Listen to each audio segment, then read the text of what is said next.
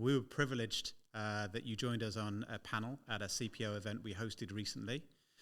Early on, you used the phrase, the product reckoning, and half the audience had a jaw drop moment. The reckoning. Well, the reckoning, as I suppose you can surmise, has been a long time in the making.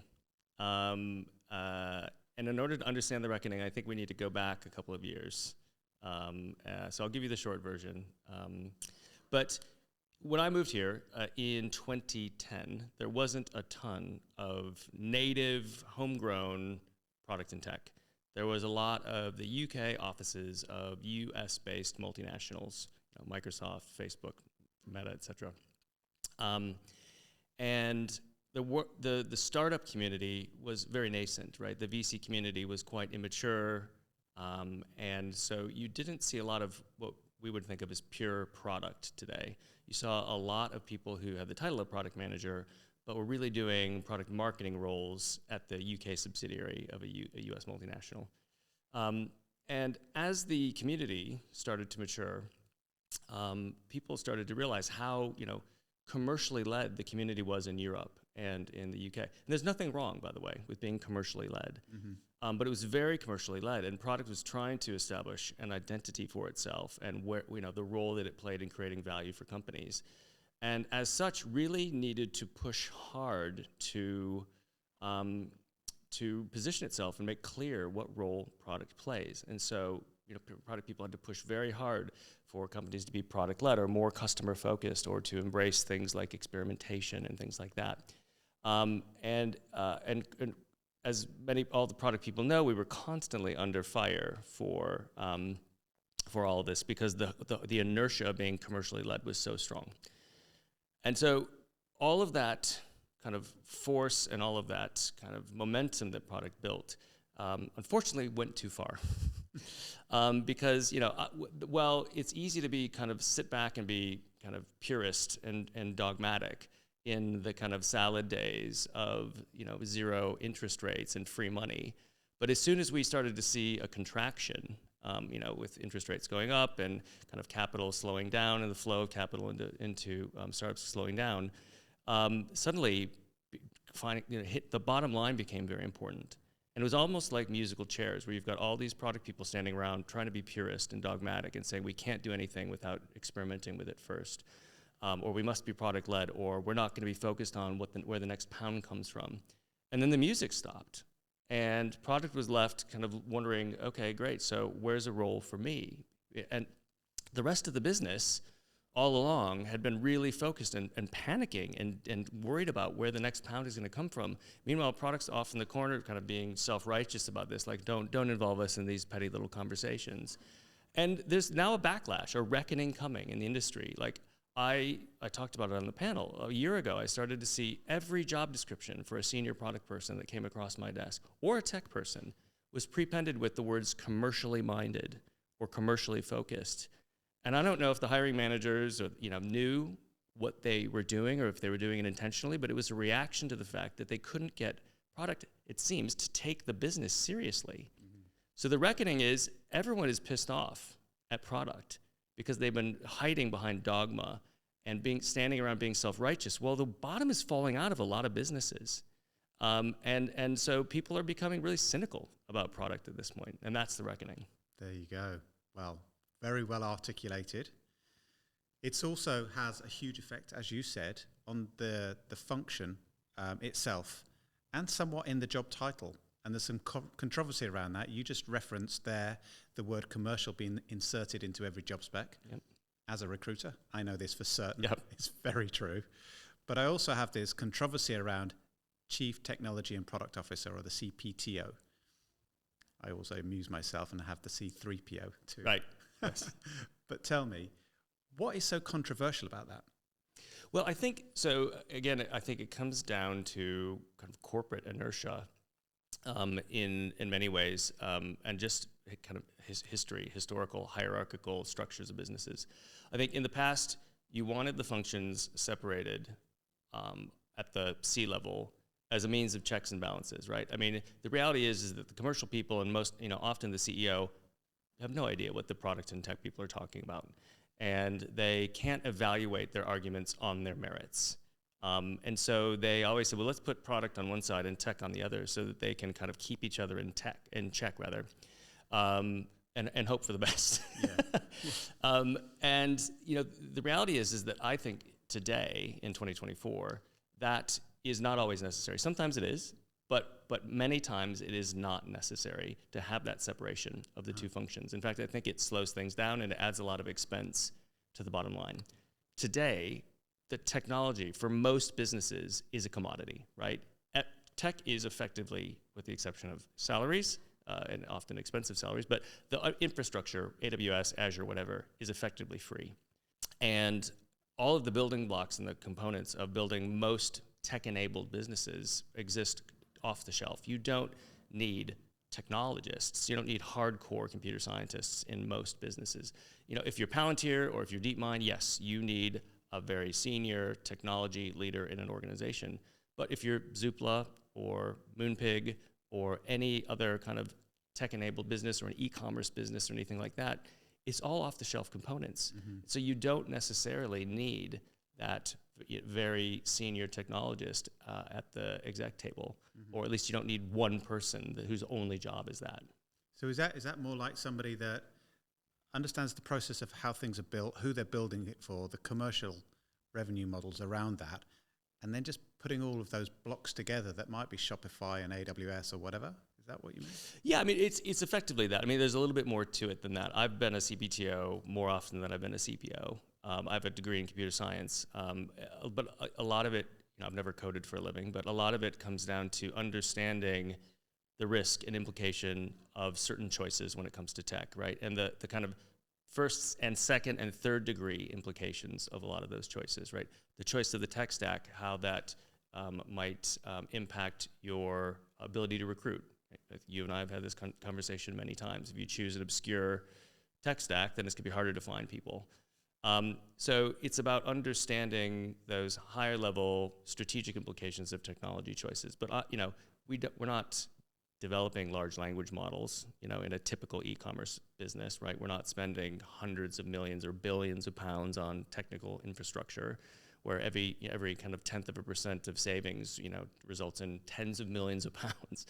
And so, it really is about kind of understanding the system, understanding the kind of rational and pragmatic choices of technologies, and hiring the right people to plug them together. Yeah, okay. Whilst we're talking about this, therefore, is the role of the CPO, the Chief Product Officer, is the death of that role as it is looming? I think the reports of the death of the CPO role are overstated. You could ask the same question about CTO, right? I mean, I don't know, necessarily that you need both. I don't know that you need a CPO. I think there's an assumption that every business should be product-led. And I think most product people are purists about that. I don't agree with it, right? There are a lot of businesses, very, very successful businesses, that are commercially led businesses. And so it really comes down to the specific business. If it is a product-led business, or it aspires to be a product-led business, or you need to react to consumer sentiment or customer sentiment in the market reasonably quickly, I think it makes sense to have a very senior product person who can argue the case for making the right investments in kind of product discovery and research. But if it's a classic commercially led kind of B2B business, you've got your list of things that you need to do, right? Because it's the things that your customers are asking for, or the reasons that your customers aren't choosing you. That's your list, right? And so you don't need a really highly paid product person to babysit that list. So it really comes down to where the business is in its life cycle, the type of business, what sector it is. I don't think you can make a blanket statement about CPO. Okay, all right. So in that scenario then, classic B2B business, how commercial does the product leader need to be? I am a big advocate, and it was the reason behind my statement about the reckoning, that like for the most part, these are commercial endeavors, these places that we work, right? You might work at a nonprofit or a B Corp or something like that, but for the most part, they are commercial endeavors. And how could you, particularly as a senior person or even as an executive, like how could you go about your day job without understanding how the business makes money fundamentally? I don't think that product people have to be commercial in a sense that they need to be always selling and hitting next month's numbers, right?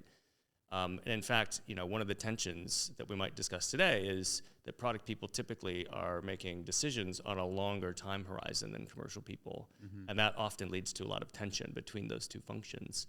But they still need to understand whether or not that's going to have a positive kind of impact on the bottom line of the business, and be able to articulate that to the CFO and the CEO and the board and investors. Now more than ever, I think that's absolutely crucial. I mean, if not, how are you keeping score of whether or not the decisions you're making are the right decisions? Yeah. I mean, it makes total sense to me. I run a company, right? So it makes absolutely total sense to me. So is there a cadence, is there a revenue cycle that you live and die by that is like your kind of standard default go-to? The revenue cycle is really determined by the stage of the business. I think, early stage, seed stage businesses, the revenue cycle is defined by your runway, right? You might have a month left of cash. You might have 6 months left of cash. I'm working with a company right now who's very proud to tell me that they've got 50 months of cash. 50? Because their burn rate is very low. But so their revenue cycle is as long as the money lasts, right? In a VC world, historically, not necessarily the case recently, you've got more of a time horizon to consider, and the revenue cycle, the return on the investments you make, you could make a case for 1, 2, 3 years out. You're making investments in attracting customers and driving engagement, all those kinds of things pre-revenue. I still think that there's a massive shift towards, even with VC, companies needing to be default alive, right? The kind of Mark Andreessen's term, default alive. Like, if we gave you no more money, you could survive in perpetuity because you are profitable enough to at least pay your bills. And then you move into PE, and that's very, very clearly demarcated. It tends to be very clearly a 5-year window, right? And all of your investments need to start to show returns within that window. The implication being that you can make a 5-year investment in year 1, but you can only make a 1-year investment in year 4. And that's something that I think catches a lot of senior product people off guard when they don't understand that dynamic when they go through that for the first time. So for me, right now, the kind of standard cycle is default alive or default dead. Yeah. Like, it's not a cycle. It's whether or not you can stand on your own 2 feet. Yeah. Okay. Top stuff. Thank you, Dave. Let's switch gear a little bit. Fail fast, fail often, fail first. Let's just talk about messing it up. Like, give me an example of a failed experience, and what did you learn from it? Yes, I often, when I'm talking to more junior PMs, I often share this story, and it always pains me to share it, but I suppose that means it's a good one. So when I started at Moonpig, which is an amazing company and wildly successful business, when I started there, I started in the autumn, I suppose you'd say here, September, October time. And the commercial team came to me on the second or third day I was there and said, look, we've already purchased millions of pounds of television time during Christmas. So Moonpig makes about 80% of its revenue and all of its profit between December 1st and Mother's Day. So it's, Christmas, Valentine's Day, Mother's Day, that's all of it. Yep. So we've bought millions of pounds of TV advertising time, and we want to showcase our app. So you need to come up with some features that look really cool on TV so that we can show them. Otherwise, it's just a generic app. Now, I was new in the business. I didn't want to be the bad guy. I was earlier in my career. I didn't have the kind of confidence that I have now to have a discussion and really challenge that. And effectively, the decision had already been made. They'd already paid for it. So I said, great, I'll be a team player. I'll go along with it. And so I challenged the team to come up with something interesting, right? And the team came up with something I loved. It was great. One of the biggest challenges we had at the time at Moonpig was people didn't want to go online, buy a card, have it shipped to them, write a note in it, then package it up again, post it, and then post it off, right? Yeah. Equally, they didn't want to use any of the goofy-looking handwriting fonts because they never look authentic. They look silly. And so what the team built using computer vision was this ability for you to write a note on a white piece of paper, in the app, take a photo of it. We then photorealistically print it in the card. And unless you really, really hold it up to your face, it looks like you wrote it. And it was one of the reasons why I wouldn't use Moonpig. Like I told when I was interviewing at Moonpig, I said, I won't use the product right now for this reason. So the team fixed it. And it worked really well. It worked flawlessly. It was great. And so we then, there it was, this cool new feature on television. Everyone was proud of it. We had a big celebration. And then we discovered that whilst we had this really cool feature, there were some problems with the rest of the app that no one had thought to consider. Because the app was not a big channel for Moonpig at the time. And so it turns out that if you were trying to buy a card, that we didn't store any of your addresses in an address book. We didn't store any of your billing information. And if you wanted to buy cards and flowers, you actually needed to check out twice, even if you were sending them to the same person. And because we didn't store everything, you need to enter your credit card twice. You need to enter the destination thing twice. You needed to enter your information twice. You needed to pay for postage twice. Wow. Yes. And also the search experience in the app was not the same as the online channel, and it was abysmal. And so the commercial kind of success of the app as a channel was terrible, absolutely terrible. But no one was paying attention to that. We were paying attention to this cool new feature, not the fundamental basics, kind of table stakes things that you need in an app. And so we spent, at the end of the day, millions of pounds to drive, who knows, hundreds of thousands of people to a channel for Moonpig that was so far commercially inferior to our normal channel that we lost so much money. We spent a lot of money to draw people's attention to the fact that our app was terrible. Sounds like you're a magician, like a mirage. It was like, just... Look over here. It's really funny. And so there's so many things about that, right? There's the pressure, the tension between commercial and product, and not focusing on the shiny new thing, versus what's the table stakes important to users, et cetera. Like there's lots of places to go with that particular example.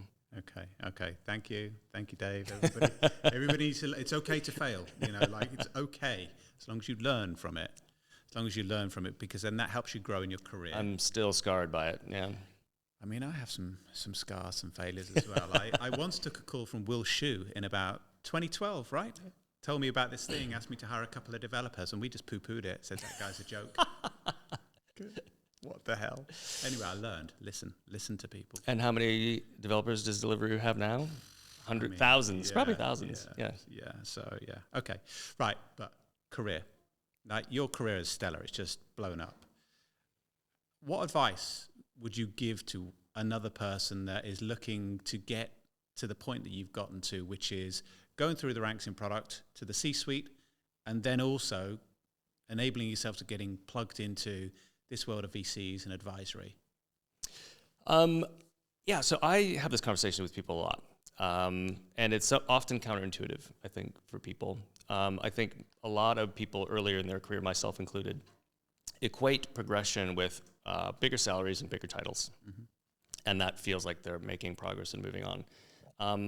And I don't view the world that way, particularly when you're in call it the first half of your career.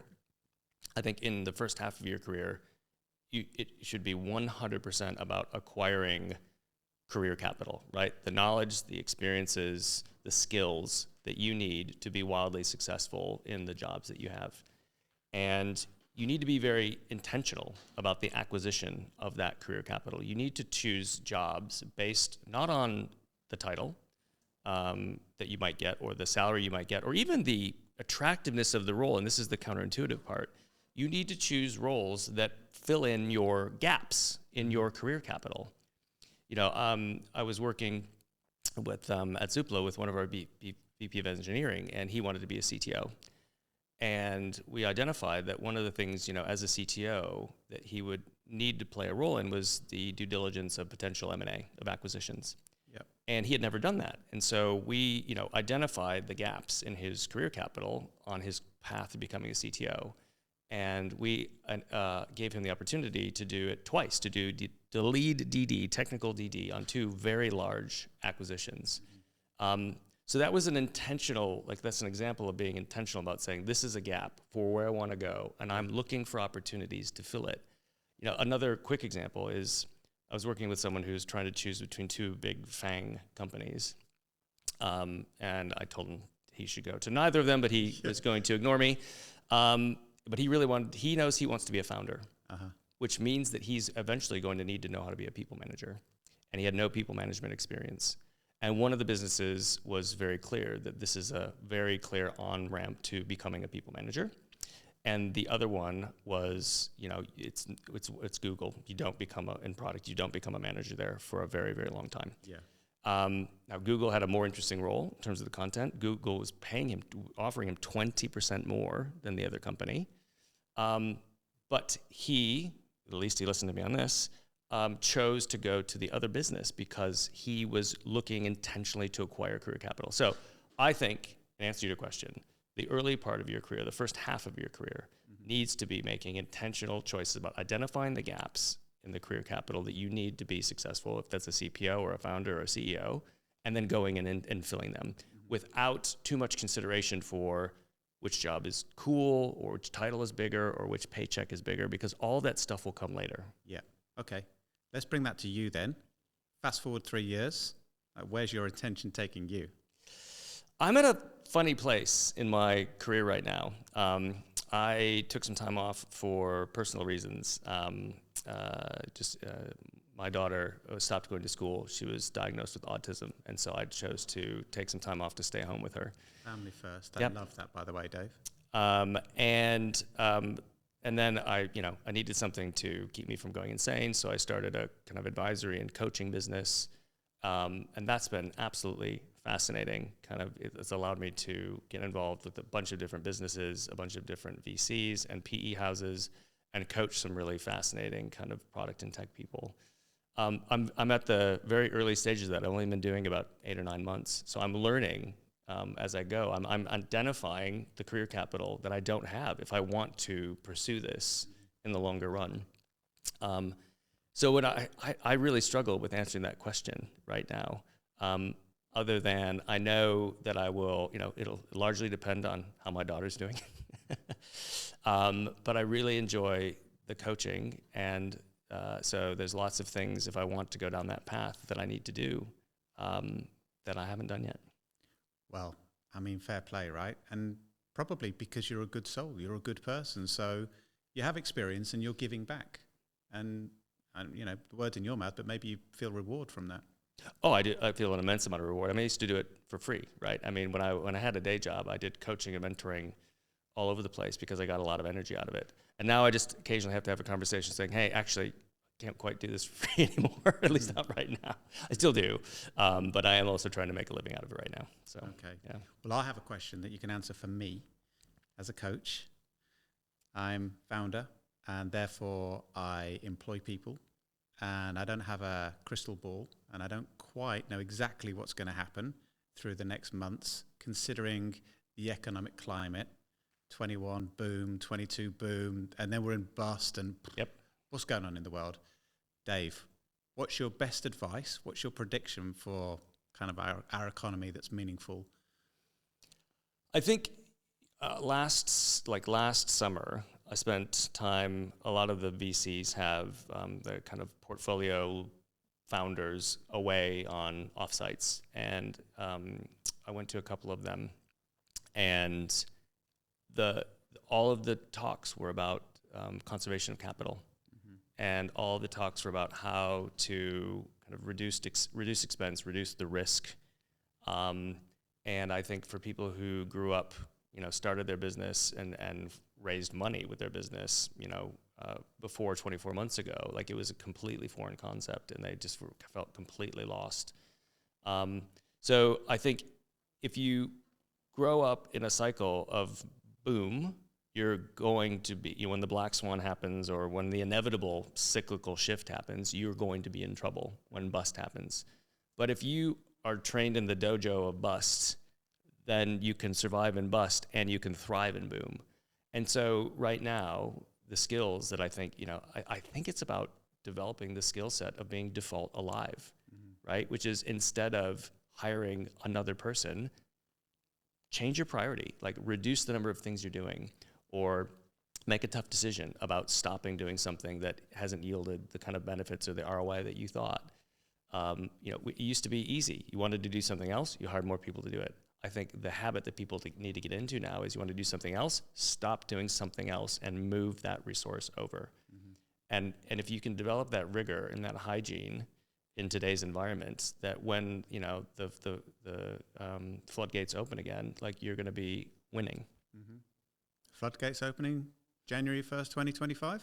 It's, you know what? It's so weird. The U.S. and the U.K. are not tracking. Aligned, They're not tracking at all. The U.S. is just, it's exploding. You wouldn't know it, right? Actually, right now, unless you invested in a bunch of index funds in America. Well, you wouldn't know it. I mean, obviously, OpenAI and Microsoft and everything else, yes, you'd know. But I mean, just the general economic health is crazy. So I don't know how to, I've never, market timing for me, I've always gotten it wrong. Well, I don't believe you. But let's do this again. We can do part 2. Part 3, the reckoning. That's right. Dave, thank you so much for your time. This has been absolutely awesome. Thank you, everybody, for staying with us today. Dave, are you happy to connect with people over LinkedIn? Are you happy? 100%. I was wondering whether you'd say that or not, but yes. All right. We're going to share Dave's details in the show notes, and please subscribe for more episodes. We have plenty more talks on the way. Thank you, everybody.